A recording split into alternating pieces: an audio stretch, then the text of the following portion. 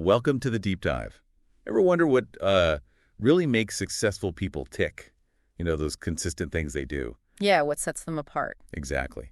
That's what we're digging into today, the core habits behind success. And think of this as, well, a shortcut to understanding those key things you can maybe weave into your own life for greater impact. And we've pulled together quite a range of sources for this, haven't we? We're looking at Hindustan, Newsnasha, Learning Bad How, plus some really good summaries of big books like Atomic Habits and The 7 Habits of Highly Effective People from You Exec and Instigant. Right, and Herzendagi, Business Jito, News Bites too. It's a real mix. It really is, from like practical tips to deeper principles. Precisely.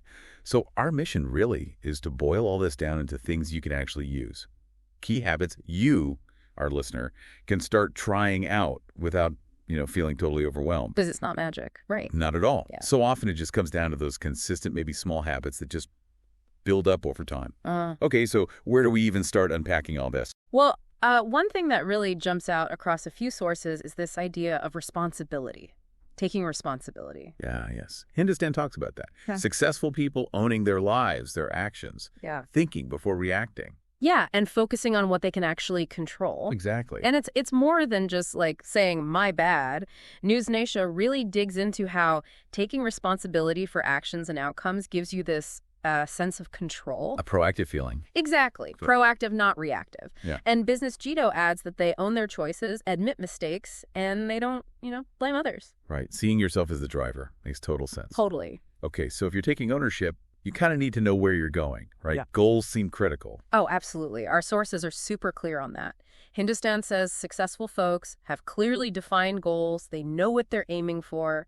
So setting goals is like step one, creating the path. Pretty much. And Newsnasha points out it's not just setting them, but working towards them daily, even small steps. Momentum. Yeah, keeps the momentum going, ensures progress. And News Bites has a practical tip. Start small. Build confidence. Okay, I like that. Small goals leading to bigger ones. Right. And they mention setting deadlines, too, for time management, staying on track. Okay, so goals are set, but just having them isn't enough. You got to manage your time, figure out what's important, prioritization. Definitely. Hindustan notes that successful people are good at knowing what to prioritize. They keep those main goals in sight. And Newsnasha gets into the mechanics, right? Effective time management. Yeah, like prioritization and delegation, making sure your time goes to the high-value stuff, the things that actually move the needle towards your goals. And isn't there one of the 7 habits specifically about this? Spot on. Habit 3, put first things first. It's all about knowing your priorities and acting based on your values. Values, okay. Yeah, and they even connect willpower and integrity to making those timely decisions. It's pretty deep. Okay, this next one. It feels almost backward sometimes, but it keeps coming up. Listening. Yeah. Really listening. It's huge. Hindustan says successful people listen carefully before speaking. Which improves understanding and makes their own points land better. Exactly. And Newsnasha talks about the ripple effect. Actively listening opens you up to new ideas, different viewpoints, valuable feedback. Improves relationships too, probably. Yeah. Or problem solving. Absolutely. And again, 7 habits nails this. Habit 5, seek first to understand, then to be understood. Really try to get the other person's view first. Patiently. Without interrupting. Yeah, that's hard sometimes. It really is. Something else that strikes me is they don't seem to just stop once they're good at something. There's this constant learning thing. Oh, for sure. Continuous improvement. Hindustan mentions they strive to master their work, always learning, never stopping. A growth mindset, essentially. Totally. Newsnasha calls it lifelong learning. Updating skills, knowledge, understanding, it's a habit. And they say that knowledge builds confidence, which leads to success. Yeah, it's like a positive feedback loop. Business Jito echoes that too, believing in continuous learning, upgrading yourself. And Atomic Habits has that great example, right? The British cycling team. Oh, yeah, the 1% better concept. Tiny improvements adding up. It emphasizes the system for improvement, not just the goal itself. Right. Focus on the process. That makes a lot of sense. It really shifts the perspective. So it's not just about skills and actions. It's also internal, like principles and values. Definitely. Hindustan points that out. Successful people stick to their principles. Respect, honesty. Like a moral compass. Exactly. A strong ethical foundation. And News Nasha brings in the positive mindset piece, actively working to stay positive even with setbacks. That takes effort. It does. And Seven Habits talks about the character ethic, integrity, maturity as the basis for success. Their first habit, be proactive, ties right into this, making choices based on values, not just circumstances. Taking responsibility again, but based on your core values. Precisely. And who you hang out with seems to matter too. Oh, big time. News Nasha is very clear. Successful people distance themselves from negativity.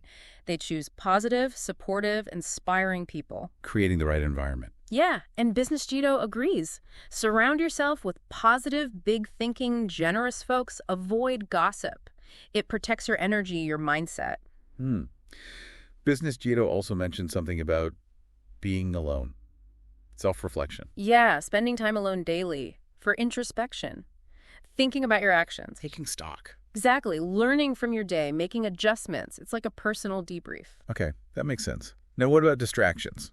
Yeah. Especially, technology. The modern challenge. News Nisha says successful people consciously block distractions to really focus. Boosts productivity. For sure, and they make technology their tool, not their master, using it intentionally. Being mindful about where your attention goes, that's key. So critical. And related to managing time and focus. Yeah. What about waking up early? News Nisha mentioned that too. Right, a lot of successful people swear by it, that quiet time before the world wakes up. For focused work. Planning. Could be anything, really. Strategic thinking, exercise, just setting the tone for the day. It ties back to prioritizing your energy. Okay. Another habit News Nasha brought up. Saying no. Valuing your time and energy. So learning to decline things that don't align with your goals or values. Yeah, politely but firmly. It's about setting boundaries to protect your focus. Protect what matters most. Makes sense. But it's not all about playing it safe, is it? What about risks? Good point. News Nasha says risk-taking is part of success, but the key is calculated risks. Educated risks. Assessing the potential upside and downside first. Exactly. Not reckless, but strategic. Making informed choices even when things are uncertain. Okay. And thinking for yourself, not just following the herd. Yes. News Nasha emphasizes that. Independent thinking. Weighing advice against your own research, your own intuition. Cultivating your own judgment. Right. Critical thinking, self-reliance in decisions. Okay, let's talk practical stuff. Money. Yes. Mindful money management. News Nasha says successful people respect money. Manage it wisely. Budgeting, saving, investing. All of that. And spending prudently. Financial literacy seems pretty key for long-term stability. Provides a foundation. Got it. Yeah. What about ideas, like capturing them? Oh, yeah. News Nasha mentioned jotting down ideas when inspiration strikes. So you don't lose them. Exactly. Fosters creativity, ensures those sparks aren't forgotten. And underlying all of this, health. Absolutely fundamental. News Nasha stresses that. Physical and mental health are essential for sustained performance. Can't run on empty. Nope. It's the bedrock for everything else. Okay, so we've talked about what habits, but how do you actually, make them stick? Form them. Right, the mechanics. Exec's summary of atomic habits gets right into this. Tracking habits is a big one. Like using a spreadsheet or an app. Yeah, tracking daily, weekly, monthly, it makes it visible. And maybe gamifying it a bit, rewarding yourself. Why does tracking work so well? Well, Atomic Habits says it makes it clear if you did it or not. It's a reminder. Plus, psychologically, we like seeing streaks, right? We don't want to break the chain. Okay. And Atomic Habits also had that framework. Make good habits. Obvious, attractive, easy, and satisfying. Right.